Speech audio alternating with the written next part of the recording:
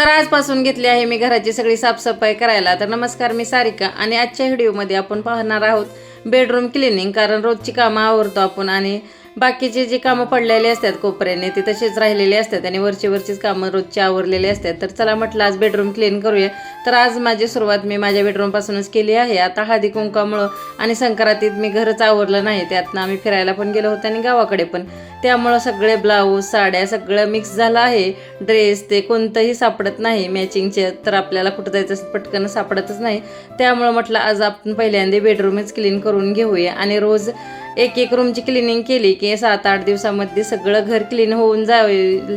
कारण मला खूप पसारा आहे आवरायला. त्यासाठी मी आधी सगळ्या साड्या कपाटातनं काढून घेतल्या. सगळे ड्रेस, टॉप, जीन्स आणि सगळं मिक्स झाले आहेत. ओढणे, दुपट्टा, त्याचबरोबर पेटीकोट सगळंच. आता कंतच काही सापडत नाही कुठे जायचं म्हटलं तर चला म्हटलं आता आपण रोजची कामं आवरतो, पण तेवढी कामं झालं की नंतर तसंच ठेवून देतो. आणि माझ्याकडे अशा बऱ्याच साड्या आहेत ज्या मी वापरलेल्या नाहीत किंवा ब्लाऊजही टिच केले नाहीत, त्याच्यामुळे तशाच पडून आहेत. आणि हा ड्रेस तर खूपच छान वाटत होता. तर हा आम्ही फिरायला जाताना मैत्रिणी सगळ्यांनी सेम घेतले होते आणि वन पीस पण माझ्याकडे भरपूर आहेत आणि तेही तसेच एकदा घालून पडलेले आहेत. तर हे एक साईडचे आधी मी सगळ्या साड्या काढून घेतल्या आणि त्याच्यानंतर ह्या दुसऱ्या साड्या दुसऱ्या हँगरला लावून ठेवते.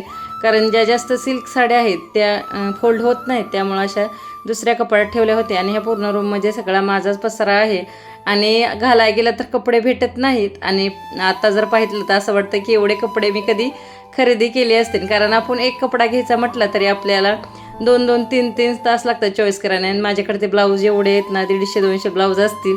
त्याचबरोबर सगळा माझाच पसारा आहे हा. आणि मी मेकअपचा सामान सकाळीच आवरून घेतलं होतं. त्यानंतर किचन, अजून माझे 2 बेडरूम आहेत तेही आवरायचे आहेत, हॉल, गॅलरी. आणि मी भरपूर असे झाडं आणले आहेत नर्सरीमधून, तेही लावायचे राहिले आहेत. पण म्हटलं आधी घराचीच क्लिनिंग करूया, म्हणजे घरात एकदम फ्रेश वाटतं. त्यानंतर मी सगळं लिक्विडने घरातल्या जे कपाट आहे ते पूर्ण पुसून घेतलं, बेड पुसून घेतला. कारण स्वच्छता करायला लागलं तर एकदा डीपच क्लिनिंग झाली पाहिजे, त्यामुळं मी सगळी स्वच्छता आता करून घेत आहे. तर आता त्यानंतर एक साड्या लावायला घेतल्या. जास्त साड्या मी नाजूक आता घड्या घालत बसणार नाही, कारण खूप वेळ लागेल आणि यालाच मला 2-2.5 तास लागले होते. आणि वरचंही कपाटातले जे ट्रॉले आहेत त्याही मी स्वच्छ करून घेतल्या होत्या.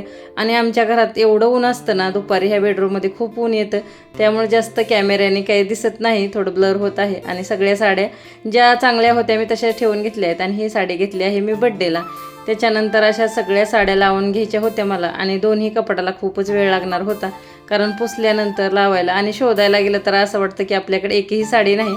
ही साडी मी नवीन घेतली आहे, तीही मी अजून घातली नाही. तर अशा बऱ्याच साड्या आहेत ज्या की मी घातल्याच नाहीत, कारण आपण ड्रेस आणि मॅक्सीमध्ये जास्त वेळ राहतो, त्यामुळं तशाच साड्या पडून राहतात आणि गावाकडे गेल्या तरच वापरून होतात. आणि हे जे वन पीस आहेत लॉंग, ते मी आता एका कॅरीबॅगमध्ये ठेवून देणार आहेत, म्हणजे खराब होणार नाहीत. आणि ह्याच्या घड्या पण येत नाहीत, पटकन सुळसुळीत कपडा असतो त्यामुळं घसरतात. आणि हे आमचे ज्यावेळेस गाडी घेतली होती त्या पूजेच्या वेळेस मी ही साडी घेतली होती. आणि अशात आता सगळ्या घड्या घालून ठेवायच्या आहेत. आणि हे जे ब्लाऊज आहे नवीन जे बटरफ्लायचं ते मी शिवून घेतलं होतं आता बड्डेमध्ये आणि खूप छान स्टिच केलं आहे ते सुद्धा. आणि कोणत्याही साडीवर मॅच होण्यासारखं आहे, रेड कलर. आणि असे ब्लाऊज इतके पडले आहेत, त्याच्या साड्याही काहींच्या नाहीत पण ब्लाऊज तसेच आहेत, कारण जास्त साड्या वापरण्यात येत नाहीत, त्यामुळं तसंच आहे ना. माझ्याकडे खूप वेलवेटची साडी एक छान आहे, त्याच्यावरचंही ब्लाऊज. आणि काही ब्लाऊज मला येत नाहीत, कारण माझं आधी वेट खूप कमी होतं आणि आता वाढलं आहे, त्यामुळं काही ब्लाऊज येत नाहीत. त्यानंतर ड्रेसही फोल्ड करून घेतले, जीन्स त्या सगळ्या मी फोल्ड करून ठेवल्या, कारण फिरायला जाताना आपण जे कपडे घेतलेले असतात पार्टीवेअर ते सगळे तसेच. आणि माझ्याकडे ना जास्त साड्या पार्टीवेअरच आहेत आणि काठपदरच्या थोड्याच येतं, पण जास्त अशा काठपदरमधूनच आहेत सिल्क त्या. तर सगळ्या साड्यांचं आता झालं होतं आणि आता ड्रेस राहिले होते, तर तेही करत होते. आणि गुड्डूच्या आमच्या मध्येच लुडबुड खूप वेळ चालू असते, कारण त्याला मम्मीला मदत करायची असते. त्यानंतर आता ड्रेसही सगळे माझे फोल्ड करून झाले आहेत. आणि आता कपाटात एकदा लावून घेतलं की आता आपण पाहूयात पाहिलं लोक कसा आला आहे. आणि आज एवढं हॅप्पी वाटत होतं ना, एवढं सुंदर कपाट बघून. आता माझी मुलं काय माझ्या कपाटात हात लावत नाहीत, फक्त हा माझ्याकडून पसारा झाला असता. पेटीकोट ते सगळे एकत्र लावून घेतले ब्लाऊज. आणि यावेळेस मी ब्लाऊज असे पॅक करून ठेवले आहेत, त्यामुळे पटकन सापडतील हे ना. आणि पूर्ण एवढं बेडरूम आहे ते सगळं क्लीन कपडा मारून घेतला. तर आवडल्यास लाईक, शेअर आणि सबस्क्राईब नक्की करा. उद्या पाहूया.